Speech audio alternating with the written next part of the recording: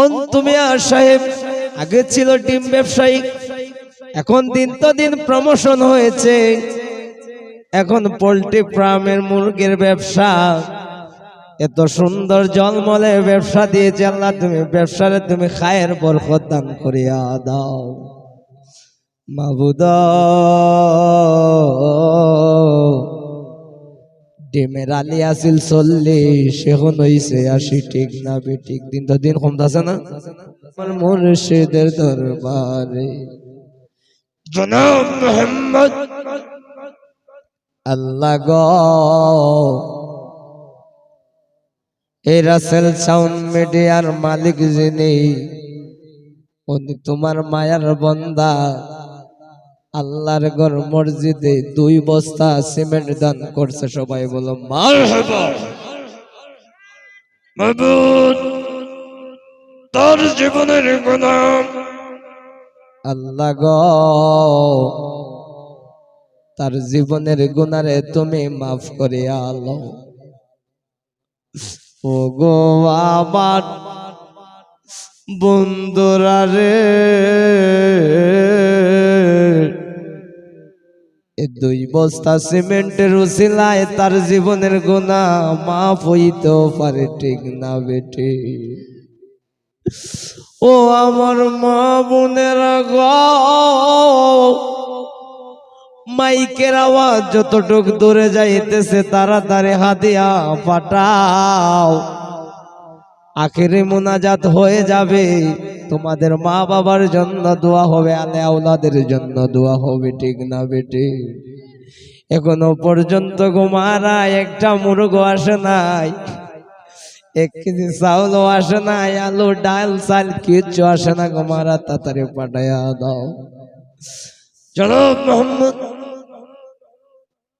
জাভেদ সাহেব 100 টাকা দান করলো। আল্লাহ তুমি তার দানকে তুমি উসিলা করিয়া তার জীবনের গুনাহ মাফ করিয়া দাও, তার আব্বা আম্মার জীবনের গুনাহ তুমি মাফ করিয়া দাও। তার আলে আওলাদ যদি কবরবাসী হয়ে থাকে আল্লাহ তুমি প্রত্যেকের কবরকে জান্নাতের বাগান বানায়া দাও মাবুদ। জানি না কার বাবা নাই মা নাই রে বাবা, জনম দুঃখী মা হারা বাবা হারা। ও গো আমার বন্ধুরা রে,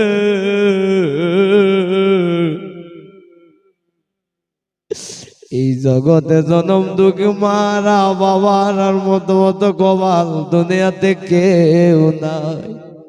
আল্লাহ তুমি তাদেরকে জান্নাতের সর্বোচ্চ মাকাম দান করিয়া দাও। জনাব মোহাম্মদ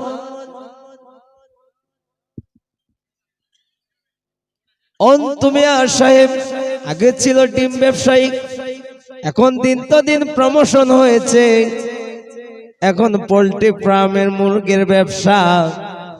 এত সুন্দর জলমলে ব্যবসা দিয়েছে আল্লাহ, তুমি ব্যবসারে তুমি খায়ের বরকত দান করিয়া দাও মাবুদ। ডিমের আলি আসিল 40, এখন হইছে 80, ঠিক না বেঠিক? দিন তো দিন কমতাছে না। ডিমের দাম 40 টাকা হালি ছিল, এখন তুমি 80 টাকা হালি বেচো। তারপরও ডিমের ব্যবসা স্টপ, এখন তুমি পোল্ট্রি ফার্মের ব্যবসা দিয়েছো। তোমার ব্যবসা খায়ের বরকত দিন তো দিন ডেভেলপ হইতেছে। আমরা দোয়া করি 250 না শুধু 300 টাকা কেজি গেল তোমাদের লাভ। কিতা গো বিটেন দিদা না